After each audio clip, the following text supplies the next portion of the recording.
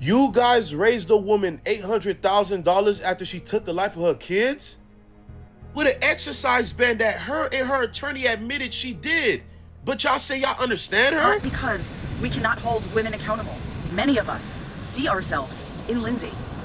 Many of us know that we could have been only one step away from doing some of those horrific things. You're a therapist! So you shawty's just openly online admitting that you support Lindsay and what she did because you could have done the same thing? Bro, lock all these shawties up. Saying you understand why she did that to her kids while you're holding your kid is crazy. Postpartum is not an excuse for you to do those type of things to your kids. No. I swear to God, bro, I could have been president or something, bro. I would have definitely made FBI do an investigation on every single person that sent shawty money, bro. We need to make sure that your kids are safe. Y'all really out here all coming together because you believe that you would have did the same thing to your kids?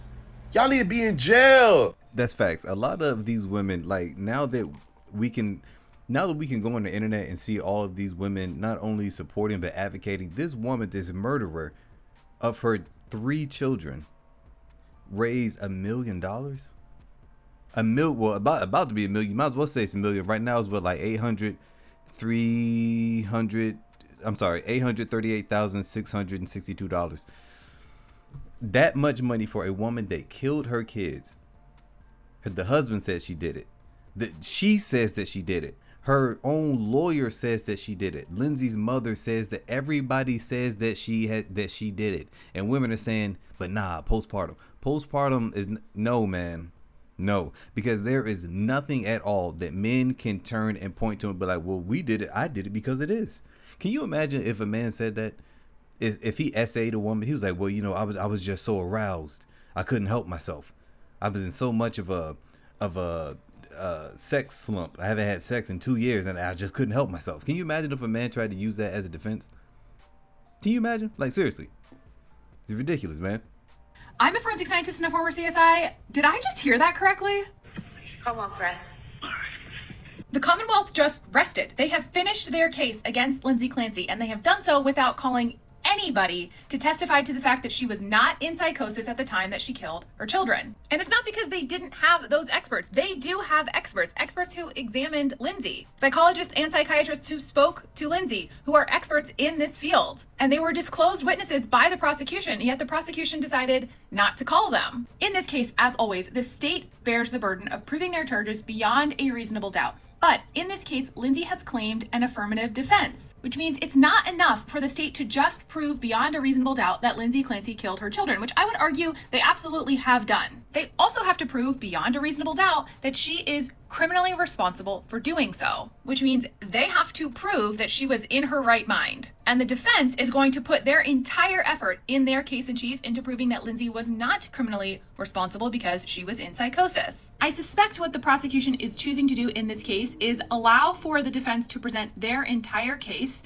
and then the prosecution is going to call their experts as rebuttal witnesses. This will allow their experts to hear the defense expert testimony because although the rule has been invoked, experts are allowed to listen to the testimony for opposing experts. And it would also give the prosecution the last word. I assume that's what they're doing because not doing that and not calling these witnesses at all would be absolutely crazy. I'm very curious to know what the jurors are thinking right now. I'm also very excited to hear the defense's case in chief. Now we're going to have a big switch. We're not going to be talking about whether Lindsay killed the kids at all anymore. We're going to be speaking almost exclusively about her state of mind at the time that she did kill her children. So that's what's going to be coming up. But let me know in the comments, what do you think about the prosecution resting after calling just Ian Whiffen? Is Lindsay Clancy legally responsible for killing her 3 children? That's the question the jury's ultimately going to have to answer, and legally it's more complicated than you might think. At trial, there are 2 very different narratives at play. Prosecutors say that Lindsay was calculated and planned a triple murder-suicide, whereas the defense says that Lindsay was over-medicated and suffering from severe postpartum psychosis. No one disputes that she actually did the killing. The defense fully admits it, but they're claiming she's not guilty for another reason, that she lacked criminal responsibility, more commonly known as the insanity defense. In most states, when a defendant invokes this defense, it's on them to prove that they were legally insane. But in Massachusetts, where this trial is taking place, the burden of the insanity defense is actually on the prosecution. That means that once Lindsay's counsel invoked this insanity defense, it was then on the prosecution to prove beyond a reasonable doubt that she is not insane. Specifically, they have to prove either that she didn't have a mental disease or defect, or even if she did have a mental disease or defect, she was still able to appreciate that what she was doing morally and legally was wrong. So it's not enough by itself that Lindsay had terrible mental health problems. So long as the prosecution proves that Lindsay understood in that moment that what she was doing was wrong, she can still be found guilty. On the other hand, if the jury thinks that Lindsay's mental health crisis was so severe that she actually didn't understand that what she was doing was wrong, like for instance, if she was experiencing hallucinations, delusions, or other symptoms of psychosis, they could find that she was legally insane at the time, and so she lacked the criminal responsibility to be found guilty of murder. And in that case, she would be committed to a mental health facility where she would remain for so long as the judge thinks she's a danger to herself or others. Ultimately, it'll be up to a jury to listen to expert testimony and determine if Lindsay was legally insane during the murder of her children.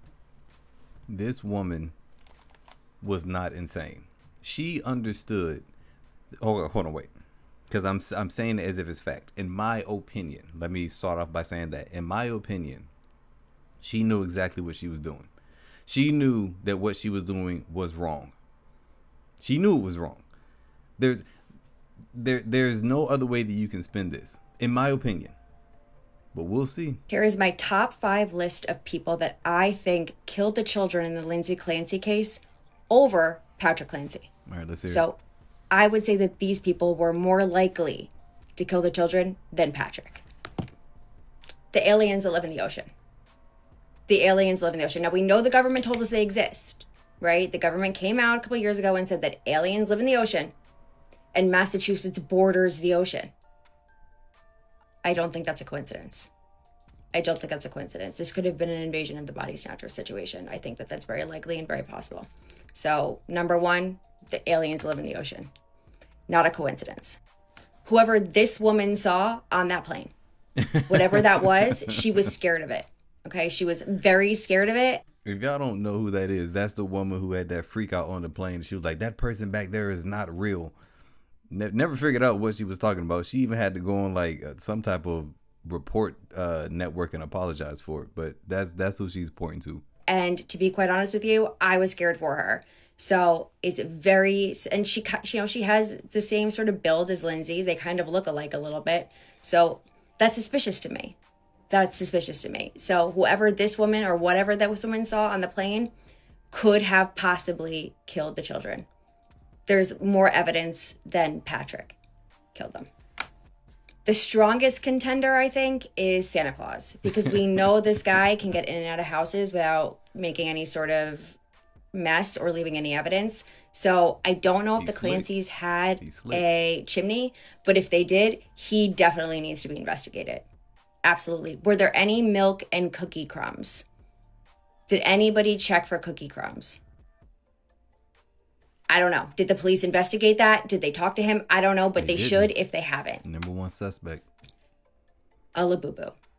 Now, I have many Labubus, right? And they talk to me sometimes, so I know that they are demonic. So did they check the house for Labubus?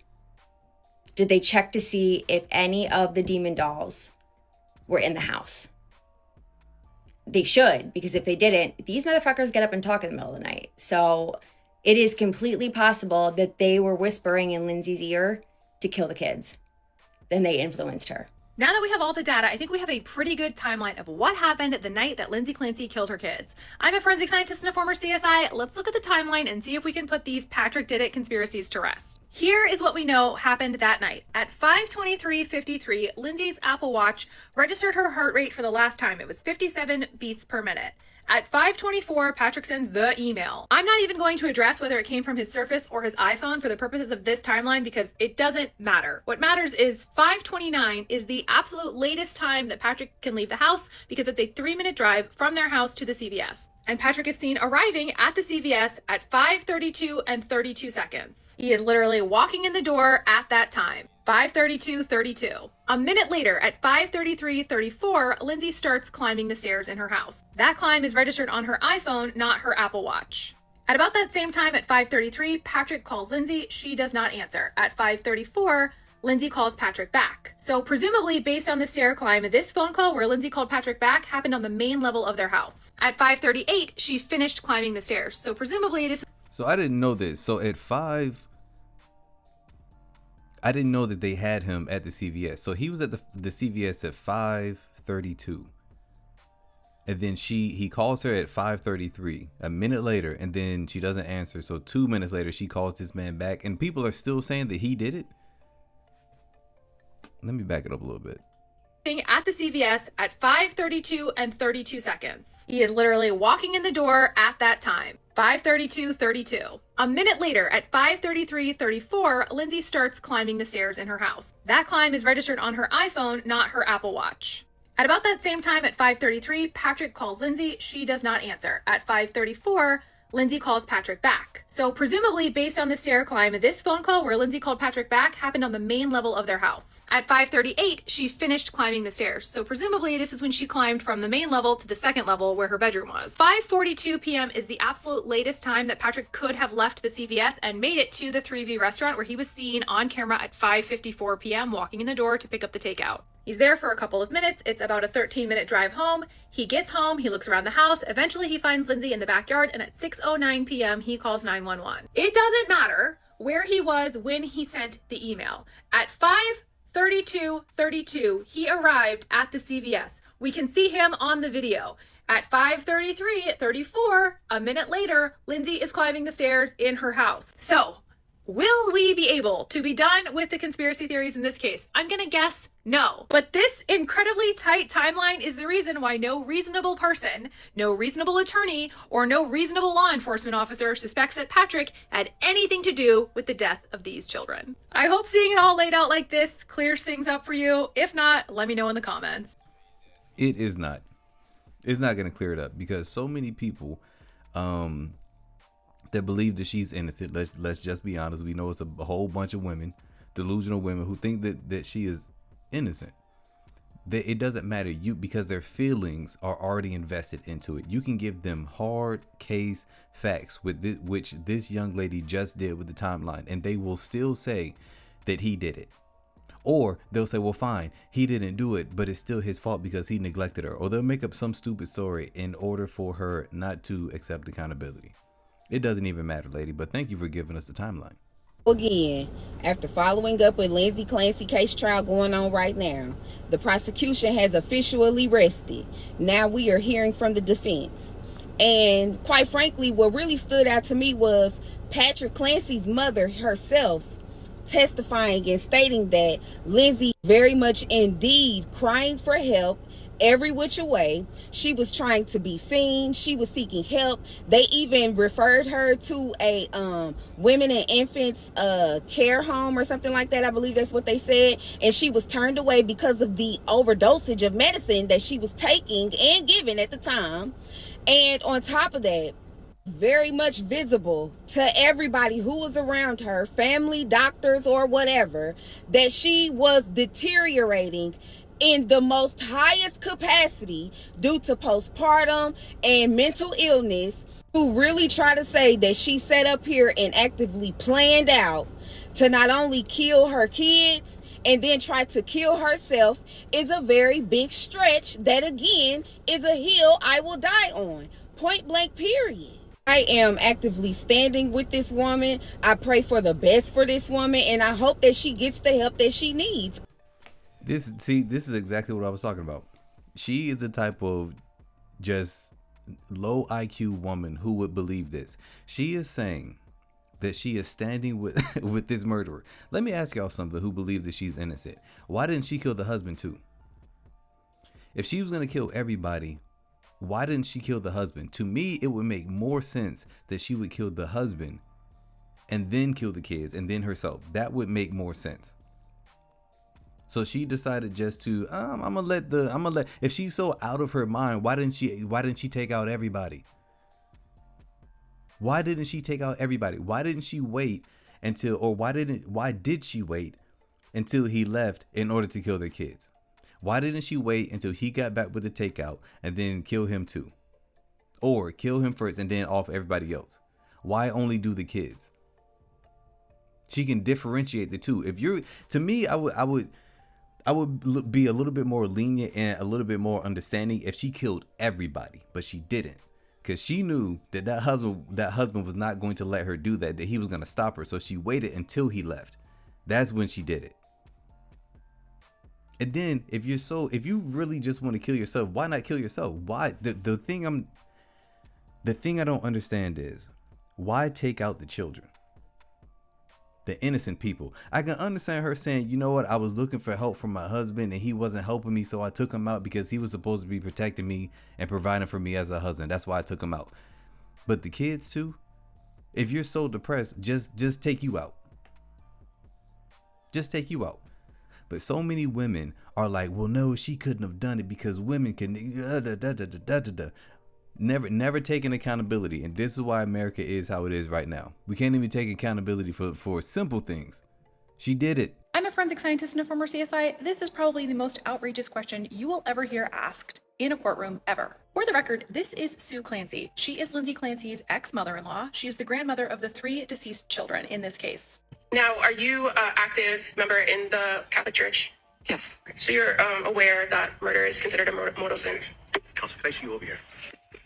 When the judge calls an attorney up to sidebar before the opposing counsel even objects, you know you fucked up. When that question was asked, there were moans heard in the courtroom. A juror put her face in her hand. They all looked disturbed. The judge called the attorneys to sidebar and then told the jury that question was stricken, which means they cannot consider it at all. Here's some more reaction from X. This came from the prosecutor's podcast. So obviously these folks are prosecutors, right? And their reaction to that question is, what the fuck is wrong with these people? And I'd like to know the answer to that as well. And as they point out, you got to shoot your shot even if you shoot yourself in the face. That is an absolutely abhorrent question to ask anybody in an American courtroom, but specifically to ask the grandmother of the victims that question is repugnant. I think it's very clear that I think this entire exchange was absolutely abhorrent. I think the judge probably agrees. It seems like the courtroom agrees, but I want to know, what do you think? Let me know in the comments. This bow-wearing teacher's pet bully prosecutor really had Patrick Clancy's mom come up there and ask her if she's a member of the Catholic Church and is she aware that murder is one of the mortal sins? What are we even doing here? It's like she's getting back at all the bullies who apparently bullied her in grade school or high school. She really had Patrick's mom sit up there and then throw her under the bus, trying to make her look like a fool and embarrass Lindsay while she's at it, creating tension between the two because she said to Patrick's mom, are you aware that Lindsay told her therapist that she doesn't really trust her kids to stay the night with the in-laws and she's not as close with you when it comes to the in-laws? No, she's not aware of that. Isn't there HIPAA regulations when it comes to therapy? Why would Lindsay go and tell her mother-in-law, hey, by the way, I did tell my therapist today that I'm not as close with you as I am with my mom. And then Patrick's mom was so graceful when she said, you know, we all thought that it would be better for the kids to sleep in their own bed at their own house. And bow-wearing bully says, well, did you know that Lindsay actually feels like she wasn't as close with you? No, I wasn't aware. Oh, well, you're a mortal sin then. Watch this. This is BS. Are you aware that Lindsay told one of the therapists that she wasn't close with you as in-laws? And that I didn't know that, no. That she said she doesn't generally allow the in-laws to watch her children? I did watch the kids. Okay, but are you aware that she told the therapist that? No. Are you aware she told the therapist that she didn't have any particular reason why and that they don't bug me about it either? Now, are you an active member in the Catholic Church? Yes. So you're aware that murder is considered a mortal sin? Yeah, Counsel, could I see you over here? Okay, hard truth, but Lindsay Clancy is not a hero for women's mental health. She's a harm and an insult to women's mental health. And the fact that you guys are picking her as like a representative to reform women's mental health, the lady who strangled her 3 children, instead of celebrating champions of women's health who have overcome their mental health struggles and become successful, let's not highlight those people. Let's highlight the people who strangled their children. I'm going to start this off by saying some things cannot be prevented. People do evil things, and sometimes there's nothing you could have done differently to stop them, because you cannot control anyone but yourself. And if Lindsay Clancy is not held criminally responsible for what happened to her kids, as she should be, then we're entering dangerous territory for women's mental health, in my opinion.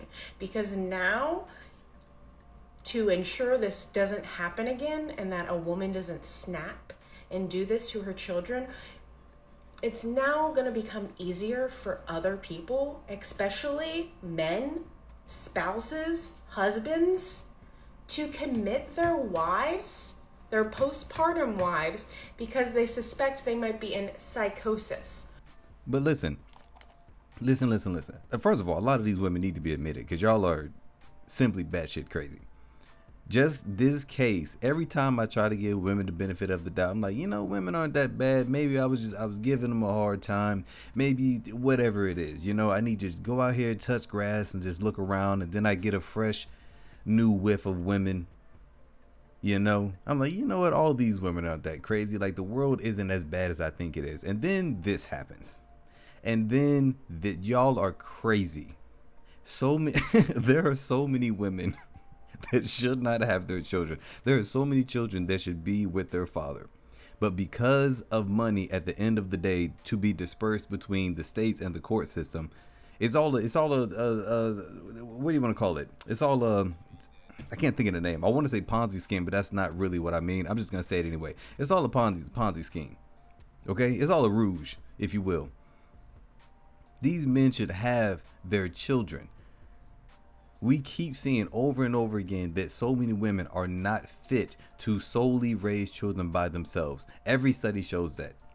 But the courts continue to give the children to the mother. Are struggling from postpartum depression and have confessed that they want to harm their children. So now we're going to give a lot more power to the men, the lying men that you all hate, are now going to be able to say, my wife has been saying she wants to harm the baby. I need to lock her up.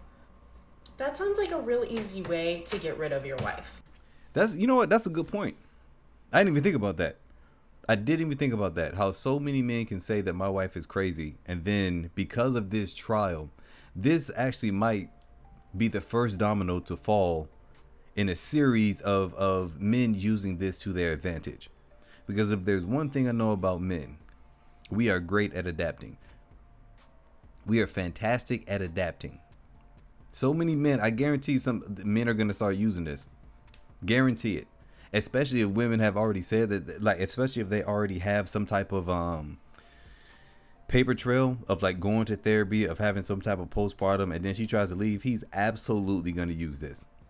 Absolutely. Yeah.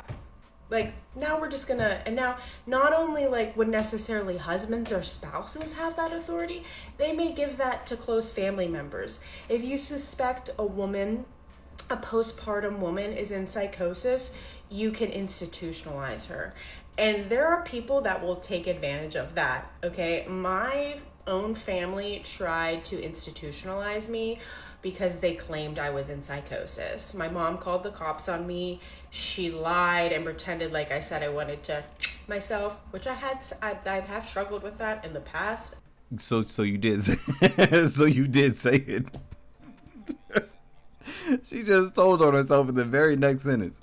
My mom said I was going to off myself, and then I was going to, it was in the past, but I did say it. You said it. You said it. She's one of these women that don't need the babies. I have been in, I committed myself once before because I was having thoughts of harming myself. But when my mom called the cops on me, I was not having those thoughts at all. She just wanted me to shut up because I was exposing my sister, who had groomed teenage boys and sexually abused them. Okay, so my family wanted me to shut up. So they tried to institutionalize me and claimed I was in psychosis. They tried to convince not only everyone around me, but they tried to convince me that I was in psychosis as a result of taking Lexapro. They thought I had medication-induced psychosis from Lexapro. They didn't think, they were trying to convince me that because they wanted to convince me that the things I was saying about my sister didn't really happen and I was just hallucinating them or imagining them. Okay, completely ridiculous. But like, in no way, shape, or form do I want to go down the road where other people have the authority to institutionalize other people. Then don't do crazy stuff. Don't do crazy shit then. Women will march around and say all of this big talk, well, I don't want somebody to be able to control me and da. But y'all do crazy stuff all the time. How long do you think you can just run rampant without... I'm going to tell you what's going to happen. I guarantee you this is what's going to happen. People are going to stop taking women seriously. That's for one thing. This is men and women. It's really going to get bad. It's really going to get bad, especially if Lindsay gets off. If she walks away from this trial and she doesn't get any type of jail time, people aren't going to take women seriously anymore. If y'all think it's bad right now, y'all really aren't going to be getting any dates at all. Another thing, they're probably going, like this 19th Amendment, women having the right to vote. I'm telling you right now, mark my words, it is going to come back and bite women in the ass. They are really going to start looking at this 19th Amendment. They're going to start making some concessions to it. And this is going to affect women more than men because men can't be postpartum. And according to all you women out there, women have so much more stress and anxiety, and we're always one mental break away from being Lindsay Clancy, okay? Why are we saying that? Like, okay, now it sounds like we should lock a bunch of you women up. If you're all walking around, think one snap away from doing that to your children. Also, if we're blaming the doctors in this situation, it seems to me like it might become a lot harder for people, especially postpartum women, to get the medication they need, because doctors are going to fear that they're going to get blamed. Listen, I know I keep jumping in, but I keep having these different thoughts. All these different thoughts are just racing through my mind real quick. The whole medication thing. And she's right. The doctors are going to be like, well, we don't really want to prescribe anything because they might say that it's going to be over medication. Everything that women are trying to do, all of the scapegoats that they're trying to use are going to backfire. All of them.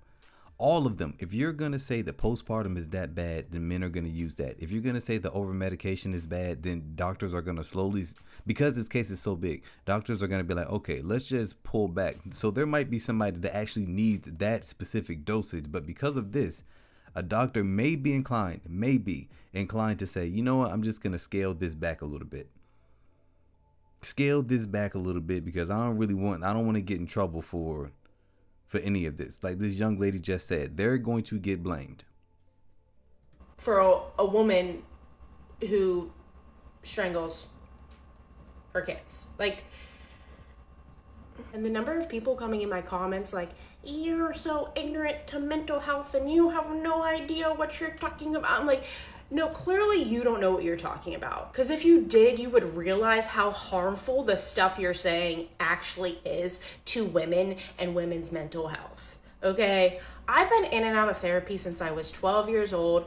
I have PTSD from my childhood. I was sexually abused as a child. I was raised in a Catholic, very controlling family. I got pregnant at 19 years old. I have had severe mental health issues and am very familiar with mental health terms and knowledge of mental health conditions. Okay, I'm not ignorant. I'm not an idiot. I think you all are, because if you you would stop and be like, maybe what I'm saying is actually harming women, is actually hurting women. And maybe you'd stop yourself and think, I'm not going to harm a bunch of other women because this one woman failed and strangled her children. But see, in order for that to happen, then women will have to admit that they're not perfect. And then they will have to admit that they could be wrong on something. And that's where then they're going to have to divvy out accountability. And we all know it's just not happening. It's just not happening. For those three things right there, women will go to the most extreme lengths to just be right. And this is a perfect case of proving it. Sorry that the circumstances are so poor in order for us to see how women do this. But I mean, it is what it is. I also find it very strange that you have the ability to have grace for a woman who strangled her 3 children, but you struggle with having grace for someone who has a different opinion than you. Or for somebody that lost his 3 kids. Anyway, just my opinion, but all you Lindsay Clancy defender losers, and you guys are losers. I don't even care. Like, I'm not about being nice to you anymore. You guys are losers. You have lost it. And you don't actually realize that the things you're doing are setting women back, harming women, and harming women's mental health, specifically mothers. Once again, I fucking hate you all. Guys, that's it for today's video. I couldn't agree more with what that young lady was saying. Couldn't agree more. And you know what's crazy? She was in and out of therapy and had some mental health issues on. And even still, she's speaking with more common sense than people that have never gone to any hospital or even had a hangnail. They haven't gone to any type of mental hospital, regular hospital. Never broken a bone. They don't know anything about anything. But they just know for a fact that Lindsay Clancy couldn't have done it. It's ridiculous. That's it for today's video. If you still want another video, click this one on your left or this on the right. And I will see you on another one.